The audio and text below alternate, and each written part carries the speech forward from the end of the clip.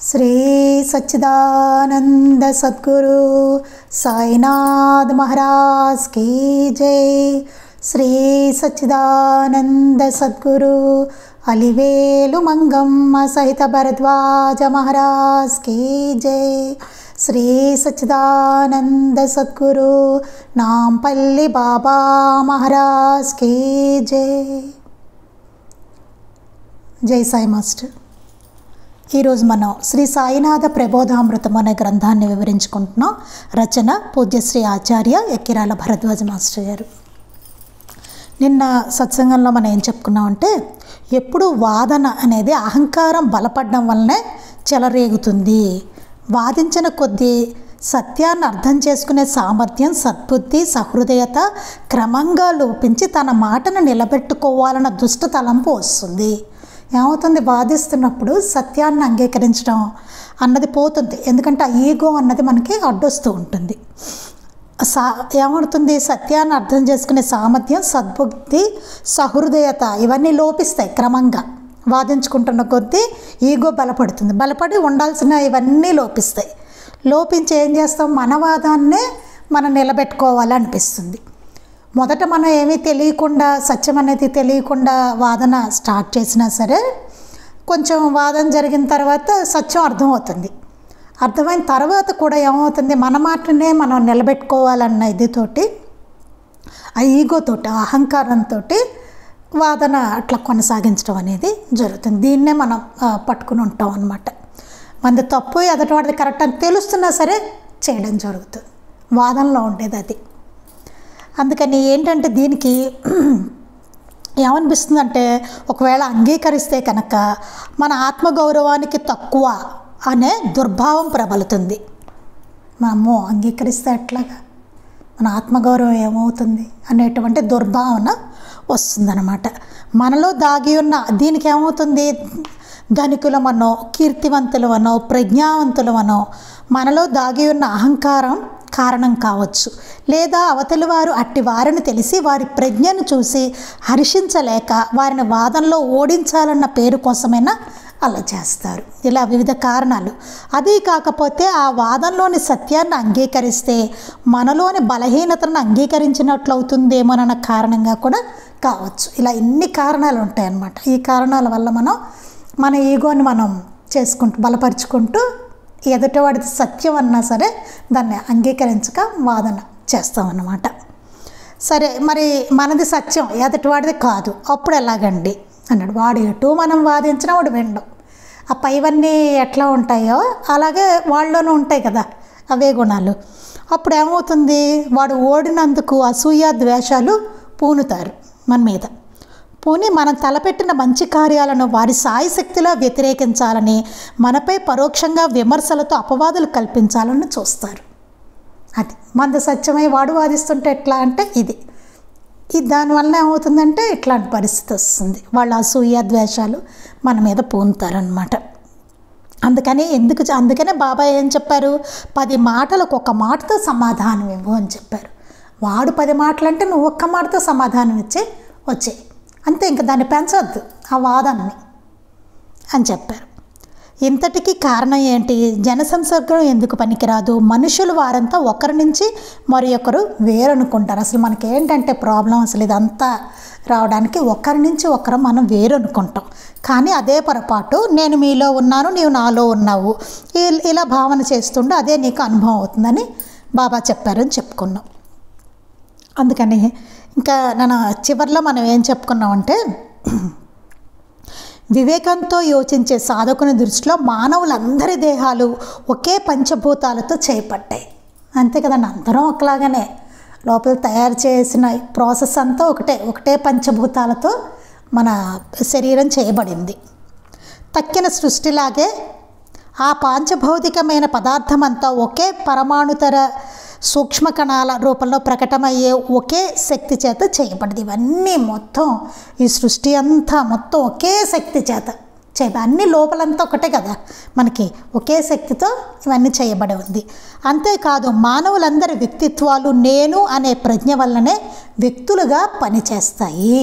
మన లోపల నేను అనే ప్రజ్ఞ వల్లనే మన వ్యక్తిత్వాలన్నీ వ్యక్తుల కింద పనిచేస్తాయి అన్నమాట. ఆ నేను అనే ప్రజ్ఞను గమనించే యత్నిస్తే దానికి రూపం గోచరించదు. ఆ నేను అనే ప్రజ్ఞ ఏదైతే ఉన్నదో దాన్ని మనం అసలు గమనించడానికి ప్రయత్నం చేస్తే దానికి అసలు రూపం అనేదే లేదట ఆ నేను అన్నదానికి. కానీ మనం చూడండి, మన శరీరాన్ని చూపించుకుంటూ నేను నేను అంటాం, కానీ అసలైన నేను ఉంది చూసారండి, దానికి అసలు మనం దాన్ని తెలుసుకోవాలని కనుక ప్రయత్నం చేస్తే దానికి అసలు రూపమే లేదు, గోచరించదు మనకి. ఇంకా మిగతాది వాళ్ళు చెప్పుకుందాం, అంతవరకు చెప్పుకున్నాం మనం. ఏ వ్యక్తిలో ఆ రూపం ఉన్నట్లు ఒకే వ్యక్తి జీవితంలో వివిధ వయోపరిమితులలో వివిధ ఆకృతులతోనూ ఒకే జీవితంలోని వివిధ అవస్థల జాగృతి స్వప్న నిద్రావస్థల్లోనూ సుఖ దుఃఖాది అవస్థల్లోనూ ఆరోగ్య రోగాది స్థితుల్లోనూ వివిధంగా గోచరిస్తుంది. నిన్న అదే చెప్పుకున్నాం కదా, మనం ఏం చెప్పుకున్నాం, మన వివిధ ఆకృతులు ఒకే జీవితంలో కదండి, వివిధ అవస్థలు ఒకే జీవితంలో వివిధ ఆకృతులు. అంటే మనం పుట్టినప్పుడు మన చిన్నప్పుడు ఫోటో తీసామనుకోండి, ఇది నేను అంటాం. తర్వాత కొంచెం పెద్ద అయిన ఫోటో నేను, అది నేనే. తర్వాత కొంచెం టీనేజ్ ఫోటో నేను అంటాం. తర్వాత వివాహం ఫోటో అనుకోండి నేను.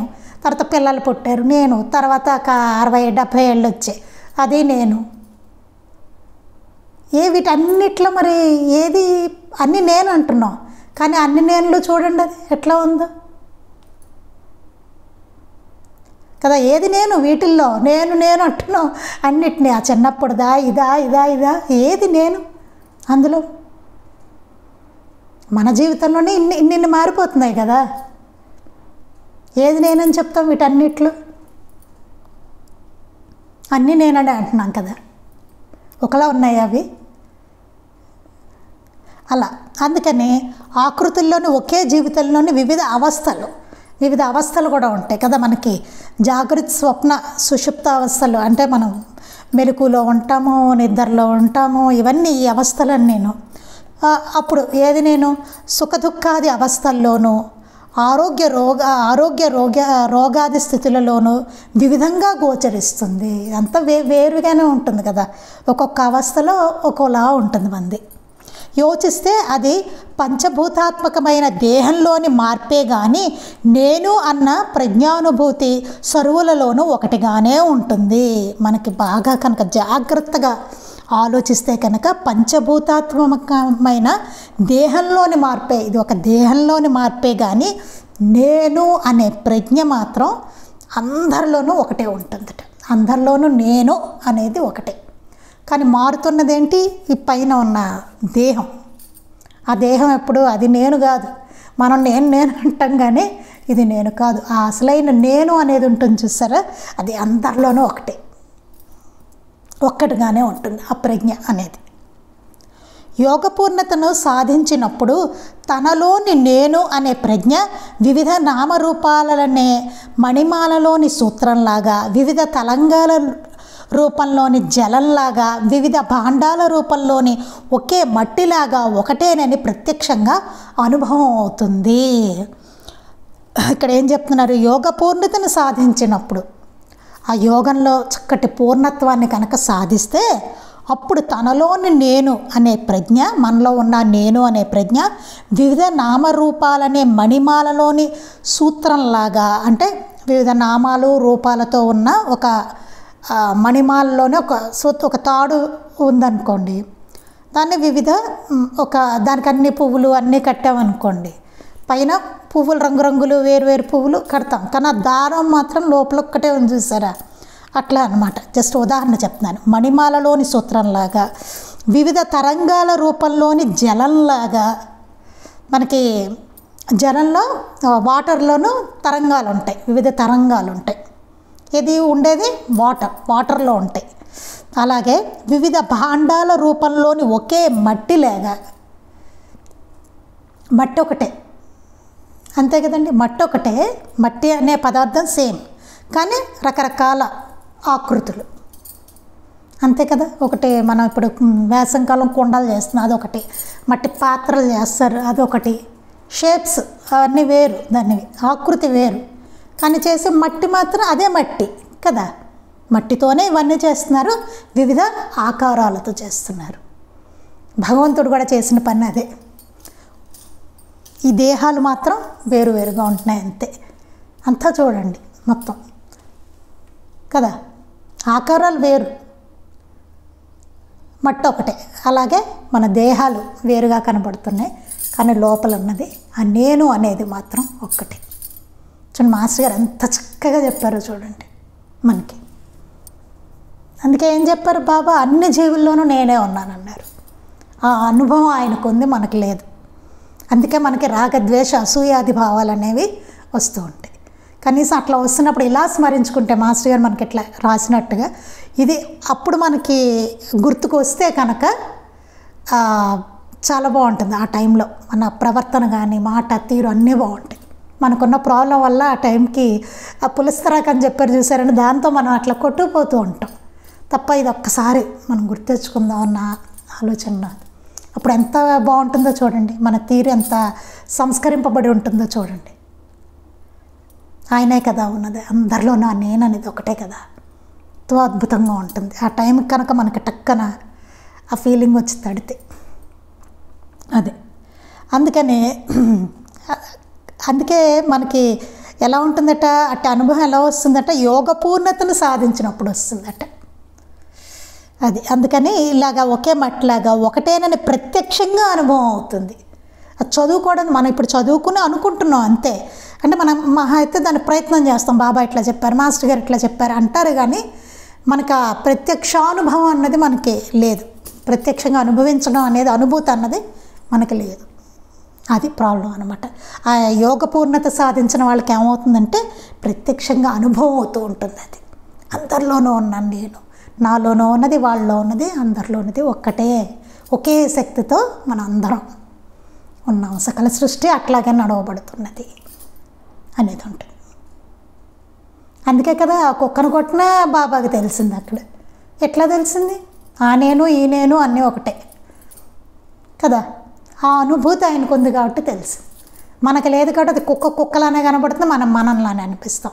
పక్కింటి వాళ్ళు, ఎదురింటి వాడే, మన శత్రువే, మిత్రుడే, బంధువే, మన ఫ్యామిలీ అలా ఉంటుంది మన పరిస్థితి అది.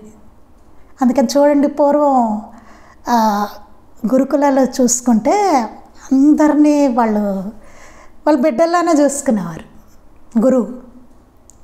అది ఎలా పాసిబుల్, అది ఎలాగా అసలు ఎలా కుదిరిందంటే అలా కుదిరిందనమాట. అది లాజిక్. వాళ్ళు ఎలా వచ్చింది అది అంటే అలా వచ్చింది. మామూలుగా తెచ్చుకుంటే వచ్చేది కాదు, ఏదో ఒక ప్రయత్నం అవుతుంది తప్ప అనుభూతి ఉండదు దానిలో.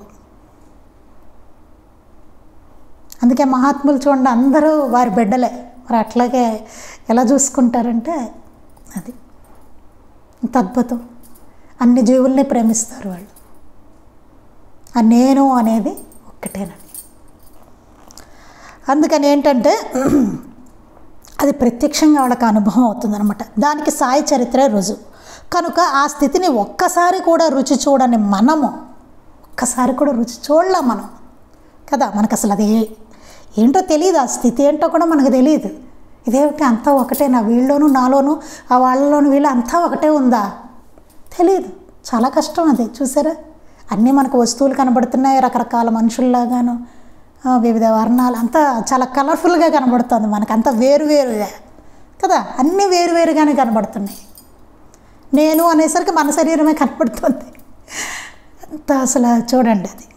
కనుక ఆ స్థితి మందే, మనం ఆ స్థితిలో ఉన్నాం. యోగ పూర్ణత్వం సాధించిన వాళ్ళు అట్టి స్థితిలో వారు అట్లా, వాళ్ళకి ప్రత్యక్ష అనుభవం అన్నమాట అది. ఇంకా కనుక ఆ స్థితిని ఒక్కసారి కూడా రుచి చూడని మనము, యత్నించని మనము, పోనీ యత్నిస్తున్నామా అంటే అది లేదు, మనకు గుర్తే రాదాయే, చదువుతాము కానీ రోజు పారాయణ చేస్తూనే ఉంటాం కదా. అందుకని అందరం అండి, నేనేదో చెప్తున్నా మీరు వినేవాళ్ళు అనుకోకండి, నేనైనా మీరైనా మనందరం ఆ టైంకి అసలు మనకి తట్టదు, దాంతో కొట్టుకుపోతాం అలాగా. లేకపోతే అసలు ఇట్లా ఉండం కదా మనం. అదే అందుకే తెరిచి మళ్ళీ చదువుకోవడం, మననం చేసుకోవడం, ఆచరణ చేసుకుందాం అని చెప్పుకుందాం, ప్రయత్నించడం, విఫలం అవడం, మళ్ళీ ప్రయత్నించడం, ఇదంతా ఒక ప్రాసెస్ నడుస్తుంది అలాగే. అందుకోసమే అందుకని ఒక్కసారి కూడా రుచి చూడని మనం, యత్నించని మనము పూర్ణ విశ్వాసంతో అంగీకరించుట కంటే మార్గం లేదు. ఎందుకంటే మన యోగపూర్ణులం కాదు, ప్రత్యక్ష అనుభవం మనకి లేదు కాబట్టి యత్నించని కూడా యత్నించలేము మనం. అట్లాంటి మనకు దాన్ని పూర్ణ విశ్వాసంతో అంగీకరించుట కంటే మార్గమే లేదు. ఈ మహనీయులందరూ ఏం చెప్పారో, ఆ నేను అనే ప్రజ్ఞ అందరిలోనూ ఒకటే ఉన్నది అని ఎక్కడైతే చెప్పారో దాన్ని అంగీకరించడం కన్నా మార్గమే లేదు అని రాశారు మాస్టర్ గారు ఇక్కడ. పరమాణు శాస్త్రజ్ఞుడు చెప్పిన సృష్టితత్వాన్ని పరీక్షించే పరిజ్ఞానం లేని మనం అతడు చెప్పిన దాన్ని అంగీకరించడం లేదా? సైన్స్ని అంగీకరించట్లేదండి. సైన్స్ నమ్ముతా తెగ చెప్పంగా మా అబ్బాయి చెప్తూ ఉంటాడు. వాడు అసలు అమ్మా అని తెగ చెప్పేస్తాడు నాకు. నేను మాస్టర్ గారు చెప్పిందే చెప్తాను, అయినా వాడు యాక్సెప్ట్ చేయడు. వాడు చదువుకున్నది ఏదో సైన్స్లో ఉంటుంది చూడండి, అది చెప్పేసి ఇలా వాడు ఇట్లా చెప్పాడు మా సైంటిస్ట్ అంటాడు. అంటే ఏంటి, దాన్ని వాడు యాక్సెప్ట్ చేశాడు. ఇప్పుడు అంతే కదా, సైన్స్తో చెప్తే వాళ్ళకి మంచి ఇదిగా ఉంటుంది చూడండి పిల్లలకి. అంతేగాని భగవంతుడు సృష్టితత్వం అన్నామంటే ఏంటి ఇట్లా వాయిస్తున్నారేంటి అనిపిస్తుంది. ఎందుకంటే మనం అట్లా చేసాం వాళ్ళని చిన్నప్పటి నుంచి. ఆధ్యాత్మికత అంటే మనకేదో అభిప్రాయము, అదే వాళ్ళ మీద రుద్ది అట్లా తయారు చేస్తాం. వాళ్ళు వినలేనంత అదొక బోరింగ్ సబ్జెక్ట్ లాగా, బోర్ సబ్జెక్ట్ లాగా వాళ్ళకి చేసాం అనమాట స్పిరిచువాలిటీ అనేదాన్ని. అదే ఇట్లా తయారవుతారని తెలిసే, ఇట్లాంటి వాళ్ళు ఉంటారు అని చెప్పి తెలిసే మాస్టర్ గారు ఏది నిజం గ్రంథాన్ని మనకి విజ్ఞాన వీచికలు ఇట్లాంటి గ్రంథాలని మాస్టర్ గారు అట్లా మనకి పిల్లలకి వీళ్ళకి అందరికీ లేండి, మనకు కూడా అందరికీ అట్లా ఆ దృక్పథంతో ఆలోచించే వాళ్ళకి మాస్టర్ గారు అట్లా వాటిని కూడా ప్రసాదించారు మనకి. ఈ లీలామృతం, గురుచరిత్ర, ప్రబోధామృతం, సన్నిధి, వీటన్ని మహాత్ముల చరిత్రలు, వీటితో బాటుగా సైన్స్ ఆ సమన్వయం ఎట్లా స్పిరిచువాలిటీకి సైన్స్కి ఈ రెండింటికి సమన్వయం ఏమిటన్నది అద్భుతమైన గ్రంథాలను మనకి ప్రసాదించారు. పిల్లలకి అది చెప్తే చాలా ఇంట్రెస్టింగ్గా ఉంటుంది. అదే అలా అన్నమాట. అందుకని పరమాణు శాస్త్రజ్ఞుడు చెప్పిన సృష్టితత్వాన్ని పరీక్షించే పరిజ్ఞానం లేని మనం అతడు చెప్పిన దాన్ని అంగీకరించడం లేదా? మరి ఇప్పుడు సైంటిస్టులు చెప్పింది మనం ఏమైనా మళ్ళీ ఎక్స్పెరిమెంట్ చేసి దాన్ని మనం యాక్సెప్ట్ చేస్తామా? లేదు కదా, దాన్ని యాక్సెప్ట్ చేస్తున్నాం. ఎందుకంటే సైంటిస్టులు వాళ్ళు చేసి చెప్పారు దాన్ని అది అంగీకరించట్లేదా? మరి దాన్ని యాక్సెప్ట్ చేయట్లేదా మనం? అలానే ఇది కూడా అంతే అని చెప్తున్నారు. వాదనంతా ఈ సత్యాన్ని ఎరుగనందువలనే సంభవిస్తుంది. వాదనంతా ఏమవుతుందంటే ఈ సత్యమైనది ఏదైతే ఉన్నదో దాన్ని ఎరుగనందువలనే సంభవిస్తూ ఉంటుంది. వాదన అనేది అట్లాగే వస్తుందంటారు. అంతేకాదు అట్టి అజ్ఞాన దృష్టిని మరింత బలపరుస్తుంది. ఆ వాదన ఏం చేస్తుందట, ఇంకా అజ్ఞాన దృష్టిని ఇంకా బలపరిచేస్తుంది మనలో. ఈ సత్యాన్ని గుర్తించి 10 మాటలకు ఒక్క మాట సమాధానం చెప్పి మన దృష్టిని సత్యంపై కేంద్రీకరించి ఒక్కటిగా ఉన్న అనేకమైనట్లు భ్రమ కొల్పుతూ ఆయా రూపాల్లో ప్రకటించే ఆ లీలను చూస్తుండిపోవాలి. ఇక్కడ ఏం చెప్పారో ఆ సత్యాన్ని గుర్తించి, మనం బాబా చెప్పిన ఆ సత్యాన్ని గుర్తించి 10 మాటలకు ఒక్క మాట సమాధానం చెప్పమన్నారు. చెప్పి మన దృష్టిని అంతటిని సత్యంపై కేంద్రీకరించి ఒక్కటిగా ఉన్న అనేకమైనట్టు బ్రహ్మ కొలుపుతూ ఆయా రూపాల్లో ప్రకటించే ఆ లీలలను చూస్తూ ఉండిపోవాలి అని చెప్పారు. అప్పుడు అంతమందిలో కూడా అలా చేసిన వాడు ఏకాంతివాసియే అవుతాడు. ఎంతమంది ఎంతమంది జనంలో మనం ఉన్నా సరే మనం ఏకాంతవాసి అవుతూ ఉంటాం. ఎందుకంటే మనకు అది అంటదు. అప్పుడు అలా చూడగలిగితే లీలగా ప్రతిదాన్ని మనం ఏంటంటే అది మనని భ్రమ కొలుపుతోంది. ఒక సృష్టి ఏంటంటే మన దృష్టిని సత్యంపై కేంద్రీకరించి నిజం ఏదైతే ఉన్నదో దాని మీద దృష్టి పెట్టి ఒక్కటిగా ఉన్న అనేకమైనట్లు, ఒకటే కానీ అనేకమైనట్లుగా మనకి భ్రమ కొలుపుతోందే అని చెప్పి అలా లీలను చూస్తూ ఉండిపోవాలట. అప్పుడు అంతమందిలో కూడా అలా చేసిన వాడు ఏకాంతవాసి అవుతాడు. మనం ఎంతమంది జనాలతో ఎంతలా ఉన్నా సరే అప్పుడు ఏకాంతవాసులుగా మనం అవుతాం. ఒక్కడు ఉన్నట్టు అవుతుందట. అప్పుడు చూడండి అసలు ఎంత లాజిక్ ఉందో ఇందులో. అంటే అలా అంత స్థిరం వచ్చి మనలో అంతలా స్థిరమనాలా దాన్ని ఏమనాలో నాకు తెలియదు, అంత కెపాసిటీ వస్తే కనుక మనలో అప్పుడు ఎంతమందిలో ఉన్నా మనం ఏకాంతంగా ఉన్నట్టు అవుతుంది. అది లేకపోవడం వల్లే మనకి జన సంసర్గం పనికిరాదన్నారు. వెళ్ళామంటే నానా చెత్త వేసుకుని వస్తాం కదా, అలా తెలియదు మనకు, ఆ ఉండడం అన్నది ఏంటో తెలియదు మనకి. అలా ఈ సత్యాన్ని మరిచి భౌతికంగా మాత్రమే ఏకాంతంగా ఉండ చూస్తే మానసికంగా ఎవరేమి చేశారో, ఏమన్నారో, ఎందుకన్నారో, వారెలాంటి వారో నన్న తలంపులు నిరంతరం ప్రవాహంలో వస్తాయి. సరే బాగుందండి, మనకి ఇది కష్టం కాబట్టి మనం ఒక్కళ్ళం ఉందామండి అని అనుకున్నాం అనుకోండి, అబ్బాయి నేను ఎక్కడికి వెళ్ళి ఇక్కడే ఉంటాను అనుకున్నాం అనుకోండి, ఏమవుతుంది? భౌతికంగా మాత్రమే దూరంగా ఉన్నాం అనుకోండి, అంటే ఎవరిని కలవట్లేదు, దూరంగా ఉన్నాం మనం. శరీరంతో కలవట్లేదు అనుకోండి, శరీరం వెళ్ళట్లేదు ఎక్కడికి, కూర్చున్నాం మనం, ఇంట్లోనే ఉంటున్నాం, వెళ్ళలేదు. లేకపోతే అడవిలోకి వెళ్ళిపోయాం, ఉన్నాము అడవిలో, జనాలు వద్దన్నారు, ఈ జనాలు వద్దు, ఎవరు వద్దు అని ఏకాంతంగా ఉండ చూస్తే మానసికంగా ఎవరేమి చేశారో మనసులో వస్తూ ఉంటాయి మనకి. ఎవరేం చేశారో, ఏమన్నారో అసలు ఎందుకు అన్నారో, వాళ్ళలాంటి వాళ్ళు ఇలాంటి తలంపులు నిరంతరం ప్రవాహంలో వస్తాయి. ఎప్పుడు మనం గమనించుకోవాలండి. ఖాళీగా ఉన్నప్పుడు అసలు ఏం ఆలోచిస్తున్నావు అన్నది చూసుకోవాలి.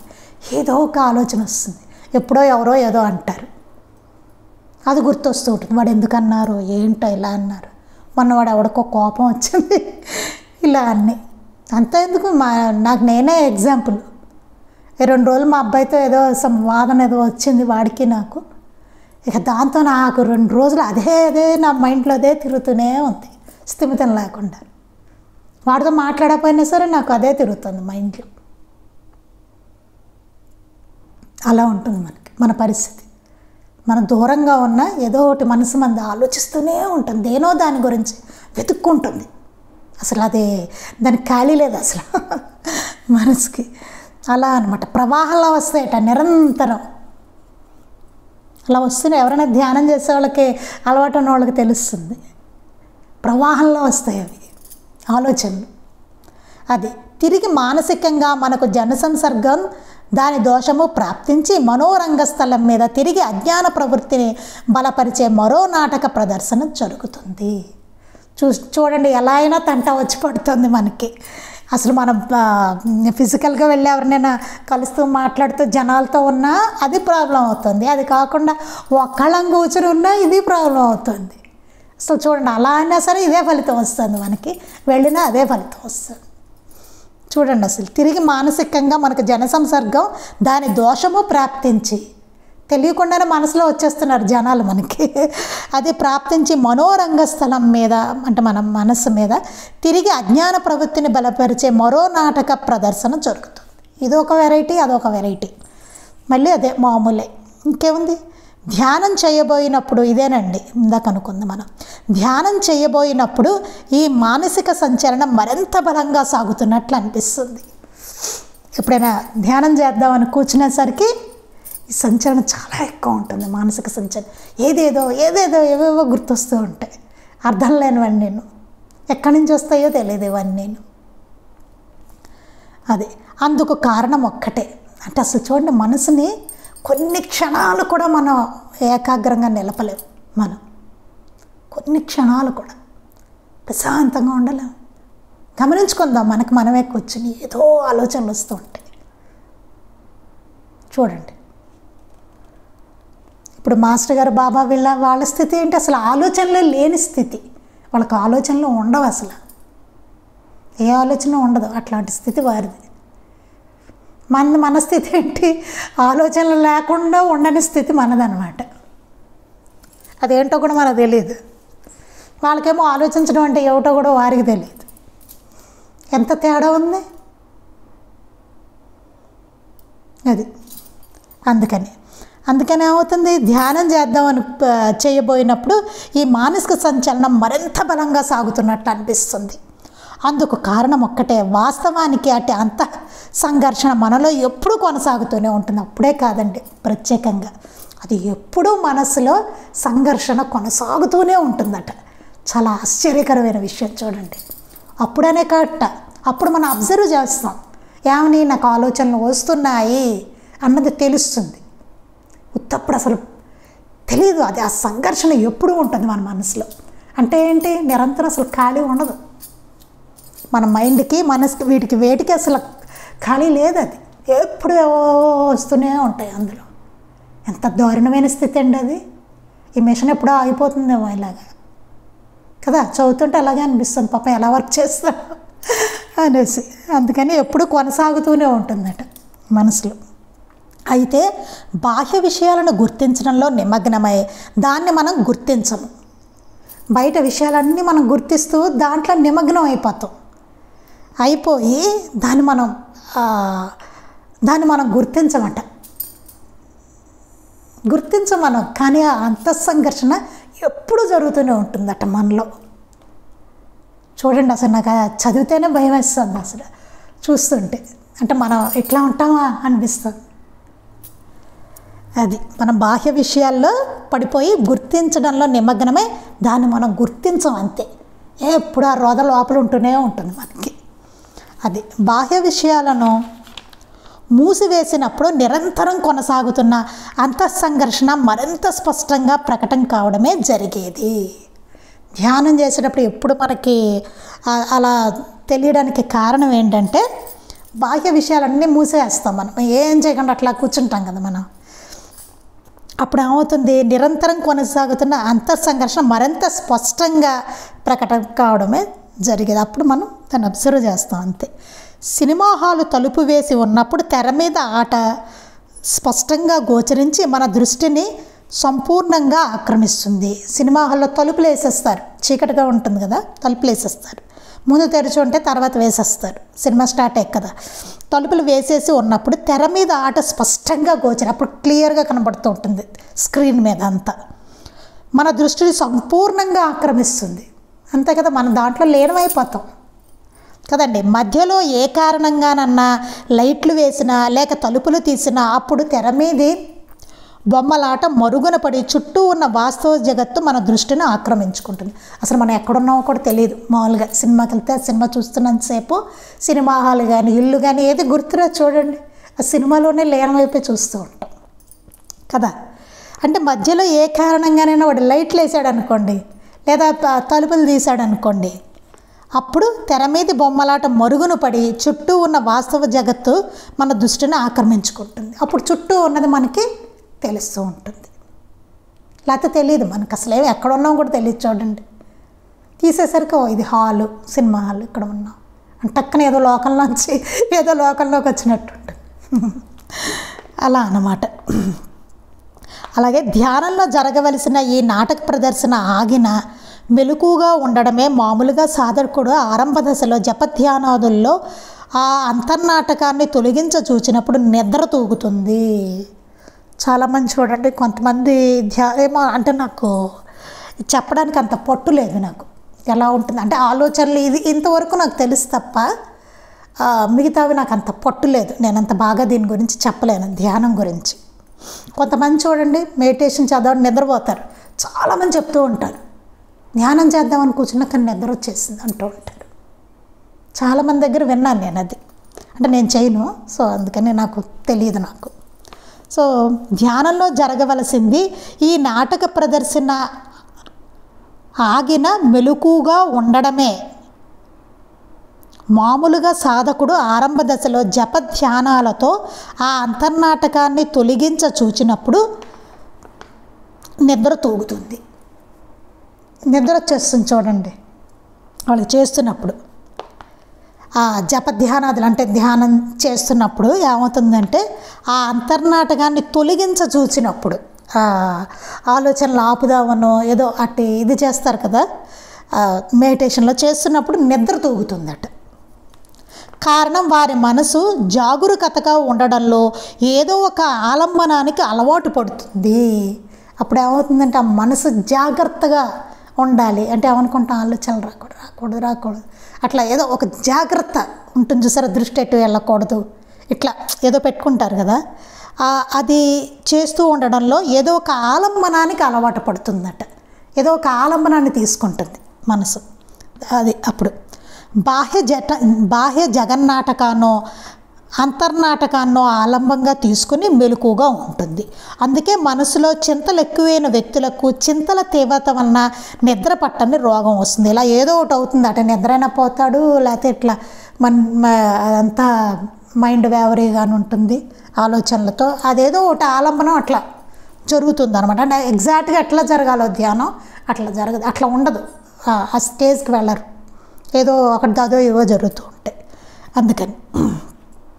అందుకే మనసులో చింతలు ఎక్కువ అయిన వ్యక్తులకు చింతల తీవ్రత వలన నిద్ర పట్టని రోగం వస్తుంది. మనసులో బాగా చింతలు ఉన్నాయనుకోండి, ఏదైనా మంచిగా బాగా కష్టాల టైం అలాంటప్పుడు నిద్ర పట్టదు. ఎందుకంటే మనసులో చింత ఉంటుంది. ఆ చింత వలన నిద్ర పట్టని రోగం వస్తుంది. అందుకని అట్టి ఆలంబనాన్ని తొలగించగలిగినప్పుడు నిద్రపోతారు. ఏమవుతుంది, దాన్ని తొలగించాలి.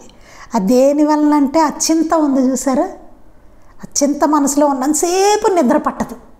ఆ చింతను ఒక్కసారి తొలగిస్తే నిద్ర వస్తుంది. అలా కాక నిద్ర తూగకుండా అంతర్నాటకాన్ని ఆపడమే ధ్యానం. నిద్రపోవడం ధ్యానం కాదండి. అలా నిద్ర తూగకుండా ఈ ఆలోచనలు ఆపాలి. అటు ఆలోచనలు ఆగాలి, అలానే నిద్రపోకూడదు. అదే ధ్యానం అంటే. అదే యోగం, దాన్నే యోగం అంటారు. అది యోగ చిత్తవృత్తి నిరోధ. ఇంతకుముందు కూడా మన దేంట్లోనే చదువుకున్నాం, ఇది ఇందులోనే అనుకుంటండి. యోగం అంటే చిత్తవృత్తులను నిరోధించడమేనని శాస్త్రం. మన ఈ ఆలోచనలు ఇవన్నీ వీటన్నిటిని నిరోధించడమే దాన్నే యోగము అన్నారట. అప్పుడు గాలి సోకని దీపశిఖలాగా నిశ్చలమైన ఆ మెలకువే ధ్యానం. అప్పుడు గాలి సోకని, గాలి వస్తే ఎలా ఉంటుంది, దీపం ఇట్లా కదులుతూ ఉంటుంది కదా, గాలి సోకకపోతే నిశ్చలంగా ఉంటుంది. అలా అదే మెలకువలో ధ్యానం అని చెప్తున్నారు. నిశ్చలమైన ఆ మెలకువే ధ్యానం అంటున్నారు. ఇలాంటి అంతర్నాటకాన్ని ఎలా నిరోధించాలో ప్రపంచంలోని మహనీయులందరూ వివరించారు. ఆ వివరం ధ్యానయోగ సర్వస్వము అన్న గ్రంథంలో చూడగలరు. మనకి ధ్యానయోగ సర్వస్వాన్ని మాస్టర్ గారు చాలా అద్భుతమైన గ్రంథాన్ని ఇచ్చారండి. నేను ఇంకా ఆ గ్రంథం వరకు వెళ్ళలేదు, మేము మీ అందరితో పాటు చదువుతానేమో, చూడాలి మరి. అలాంటి అంతర్నాటకాన్ని ఎలా నిరోధించాలో, దాన్ని ఎట్లా ఆపాలి, లోపల జరిగే ఈ అంతర్నాటకాన్ని ఎట్లా ఆపాలని ప్రపంచంలోని మహనీయులందరూ వివరించారట. గొప్ప గొప్ప మహనీయులందరూ అదే వారు వివరించింది. ఆ వివరం ధ్యానయోగ సర్వస్వం అనే గ్రంథంలో చూడగలరు. మాస్టర్ గారు మనకి ధ్యానయోగ సర్వస్వం అనే గ్రంథంలో మనకు దాన్ని పొందుపరిచారు.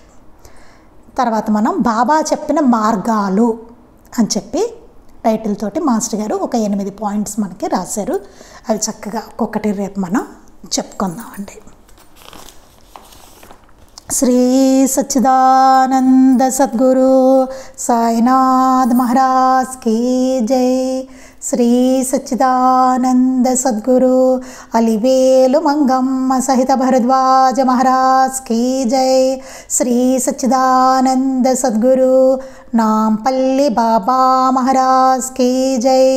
గురుదేవ దత్త అవధూత చింతన. లోకా సమస్తాః సుఖినో భవంతు. లోకా సమస్తాః సుఖినో భవంతు. లోకా సమస్తాః సుఖినో భవంతు.